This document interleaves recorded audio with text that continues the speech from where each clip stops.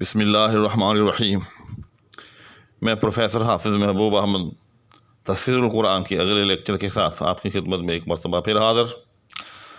تو آئیں بلا تاخیر آغاز کرتے ہیں۔ اعوذ باللہ من الشیطان الرجیم، بسم اللہ الرحمن الرحیم۔ ومن يرغب عن ملة إبراهيم إلا من سفح نفسه صدق اللہ مولانا العظیم وبلغنا نبیہ الکریم۔ اسی پچھلی آیت کے اندر حضرت ابراہیم علیہ السلام اور حضرت اسماعیل علیہ السلام نے جب بیت اللہ تعمیر کر لیا تو 7 دعائیں انہوں نے مانگی۔ تو ان 7 دعاؤں کے اندر جو آخری دعا تھی وہ یہ تھی کہ اے اللہ، اس شہر کے اندر اب ایک ایسا پیغمبر مبعوث فرما جو انہیں تیری آیات پڑھ کر سنائے، جو انہیں کتاب و حکمت کی تعلیم دے اور جو ان کا تزکیہ کرے۔ چنانچہ حضرت ابراہیم اور حضرت اسماعیل باپ بیٹے کی وہ دعا مقبول ہوئی اور اللہ تعالیٰ نے حضور اکرم صلی اللہ علیہ وسلم کو مکہ معظمہ میں مبعوث فرمایا، جیسا کہ آپ صلی اللہ علیہ وسلم نے خود بھی فرمایا کہ میں اپنے باپ حضرت ابراہیم علیہ السلام کی دعا کا نتیجہ ہوں۔ چنانچہ اس کے بعد اللہ جل شانہ فرماتے ہیں کہ وَمَن يَرْغَبُ عَن مِلَّةِ إِبْرَاهِيمَ إِلَّا مَن سَفِحَ نَفْسَهُ، فرمایا کہ ملت ابراہیمی سے روگردانی وہی کر سکتا ہے کہ جو نادان ہو، من سفح نفسہ، جس کا نفس نادان ہو، یعنی جو سراپا نادان ہو۔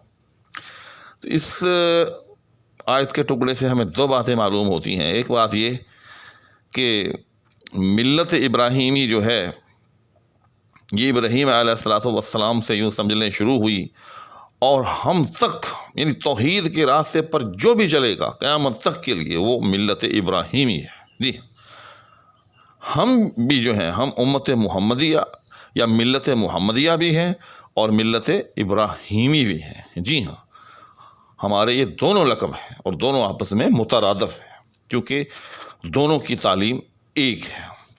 دوسری بات اس سے یہ معلوم ہوئی کہ ملت ابراہیمی کا جو راستہ ہے اس سے جو بھی روگردانی کرے گا وہ نادان ہوگا۔ چنانچہ ملت ابراہیمی کا راستہ کیا راستہ ہے، اس کی تعلیمات کیا ہیں؟ وہ ہے توحید۔ جی ہاں، یعنی توحید سے جو بھی روگردانی کرے گا اس سے بڑا نادان کوئی نہیں ہے۔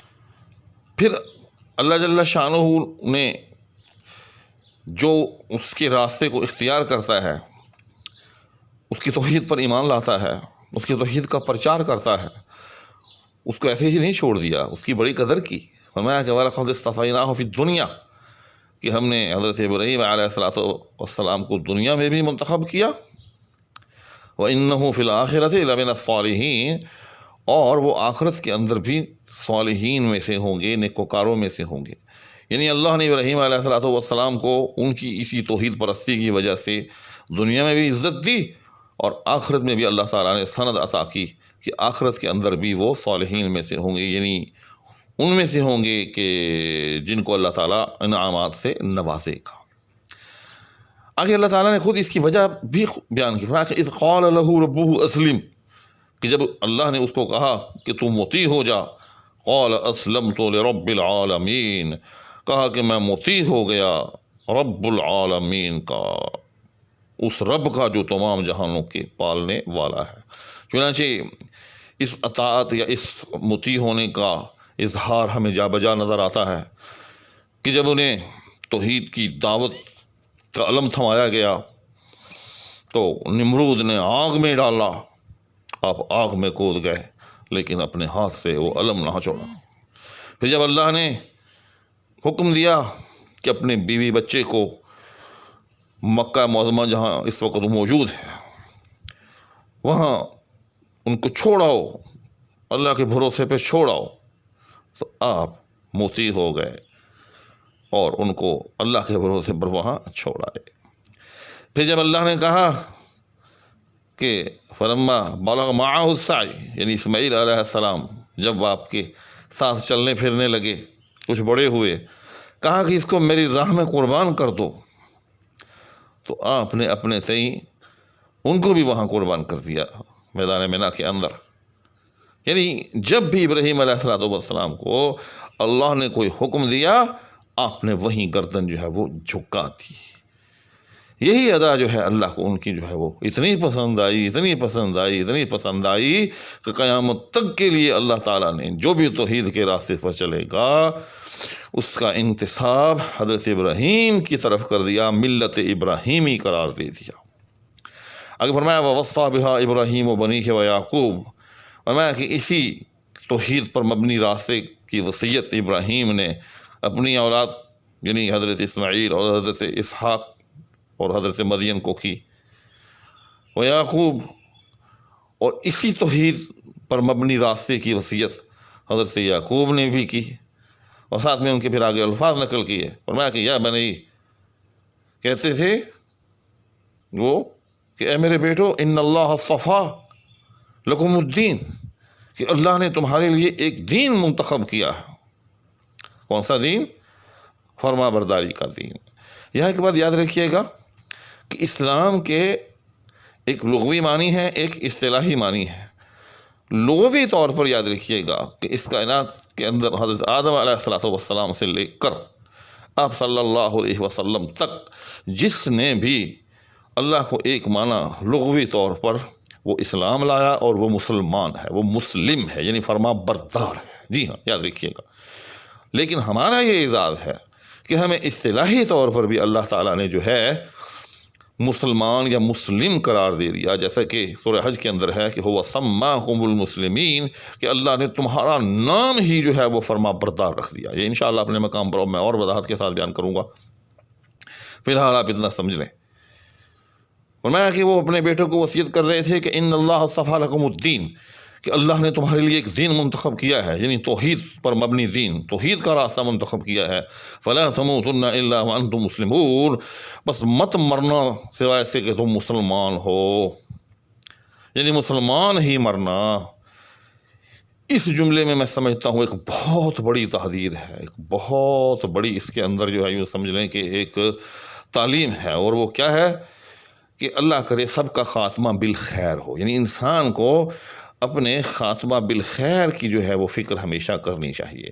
ایک حدیث کے اندر آتا ہے، آپ صلی اللہ علیہ وسلم نے فرمایا کہ ایک انسان ساری زندگی جو ہے وہ نیک کام کرتا رہتا ہے، لیکن جب اس کی موت کا وقت قریب آتا ہے اس پر اس کی تقدیر غالب آتی ہے اور وہ برے کام کرنے لگتا ہے، حتیٰ کہ وہ جو ہے اہل جہنم میں سے شمار ہو جاتا ہے۔ اور اس کے برعکس کوئی جو ہے وہ ساری زندگی برے کام کرتا رہتا ہے، جی ہاں، ساری زندگی گناہوں میں گزارتا رہتا ہے، حتیٰ کہ جب اس کا آخر وقت آتا ہے تو اس پر اس کی تقدیر غالب آتی ہے، حتیٰ کہ اس کا رجحان نیکیوں کی طرف ہو جاتا ہے اور وہ اہل جنت میں سے شمار ہوتا ہے۔ جی ہاں، اس کا خاتمہ بالخیر ہوتا ہے اور سیدھا جنت میں جاتا ہے۔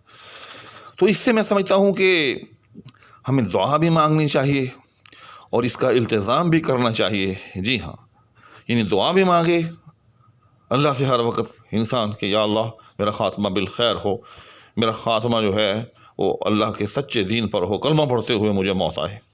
اور اس کے ساتھ ساتھ اس کی شعوری کوشش بھی کرنی چاہیے۔ جی ہاں، شعوری کوشش اس کی یہی ہے کہ جیسے جیسے انسان کی جو ہے عمر ڈھلے، جیسے جیسے انسان جو ہے اپنی آخرت کی طرف جائے، اس کو شعوری طور پر، اس کو دانستہ طور پر گناہوں کو ترک کرنا چاہیے اور نیکیوں کو اختیار کرنا چاہیے۔ آگے فرمایا کہ ام کنتم شہداء، کیا تم وہاں موجود تھے اذ حضر یعقوب الموت، کہ جب حضرت یعقوب علیہ السلام کی موت کا وقت قریب آیا۔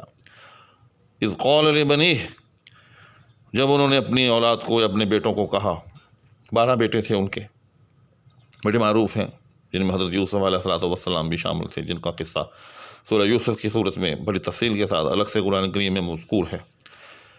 تو کیا کہا، ما تعبدون من بعدی، پوچھا کہ میرے بعد تم کس کی عبادت کرو گے؟ قالوا، سب نے کہا، نعبد الہ کا، کہ ابا جان ہم اس الہ کی عبادت کریں گے جو تیرا الہ ہے، وہ الہ آبائک ابراہیم و اسماعیل و اسحاق، اور اس الہ کی جو تیرے باپ دادا حضرت ابراہیم اور حضرت اسماعیل اور حضرت اسحاق کا الہ ہے، الہ واحدہ، جو کہ ایک خدا ہے، وَنَحْنُ لَهُ مُسْلِمُونَ، اور ہم اس الہ یا اس رب کے فرما بردار رہیں گے۔ یعنی اس میں 2 باتیں ہیں، ایک تو یہ کہ اپنی اولاد کی فکر دنیا کے اعتبار سے انہوں نے نہیں کی۔ ہم لوگ جو ہیں اس وقت ہمارا رویہ یہ ہے کہ ہمیں اپنی اولاد کی دنیاوی طور پر بڑی فکر ہوتی ہے۔ جی ہاں، یعنی جس کو ہم مستقبل کہتے ہیں، ہماری اولاد کا کیا مستقبل ہوگا. لیکن دیکھیں کہ انبیاء جو ہیں انہیں کیا فکر ہے کہ ہماری اولاد کا مستقبل دینی اعتبار سے کیا ہو. کہیں ایسا نہ ہو کہ ہمارے بعد یہ گمراہ ہو جائیں، ہمارے بعد یہ توحید کا راستہ چھوڑ کر کوئی اور راستہ اختیار کر لیں.